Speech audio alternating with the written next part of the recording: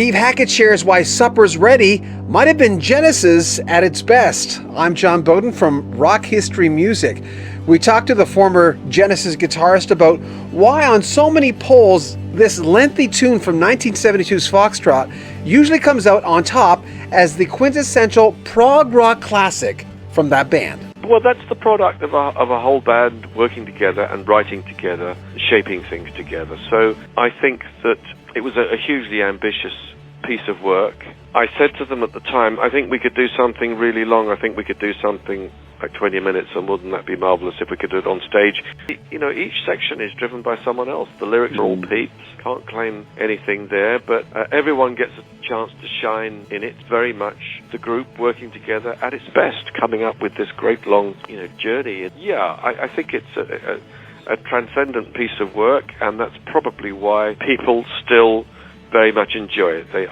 It's the journey, it's the musical odyssey. It was hugely, let me put it this way, it was hugely enjoyable to do, and it wasn't recorded in one go, but it was written very quickly. It was written in about 2 weeks. So, with 25 solo albums to his credit, not counting some of his collaborations like GTR with Steve Howe, and of course working with Chris Squire, and not to mention the other projects, it's easy to say that Steve Hackett is one of the most prolific ex-members of Genesis. And we asked him, was there just too much music inside of him to stay in that band? Yeah, I think that's it. It's a bit like the American War of Independence. No taxation without representation, and representation wasn't always on offer. You could always say, well, yeah, you could have stayed, and you could have done this, and you could have done that, but there was no guarantee of getting my ideas done, and nobody wants to have stillborn brain children.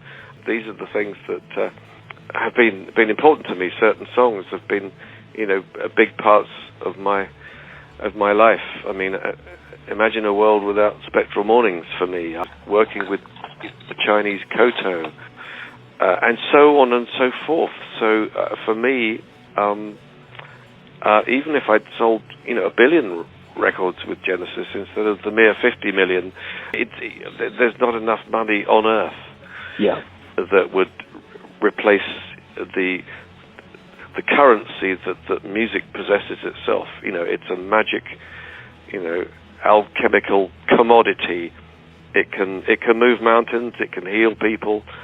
It's the oxygen that I breathe. I believe in music, and luckily I'm at a point in life where my wife, Jo, is hugely dedicated and loving, and much of what we've done recently is the product of our travels, our journeys, our dreams, and our love for each other. Steve Hackett has a brand new album coming out on March 24th. It's called The Night Siren. It's an amalgamation of styles and cultures and instruments. My 13-year-old son, Chase, when he heard it, he said, this is like instruments that have never been in the same room together, playing together for the first time. And I thought, for a 13-year-old, that was quite poetic. I told that to Steve Hackett, and he says, you know what, that's actually true. So the Night Siren's coming out in a couple of weeks, and of course Steve Hackett's on tour. He's doing a big wind and weathering thing, because of course he was in that band, Genesis, for that album. He's tipping his hat to that a little bit this year, and of course, check out the Night Siren. I'm so impressed by this album and the tour in Europe for the next few months. Make sure you share our videos, and make sure you comment on our videos and subscribe to our channel. We'd appreciate that. I'm John Bowden from Rock History Music.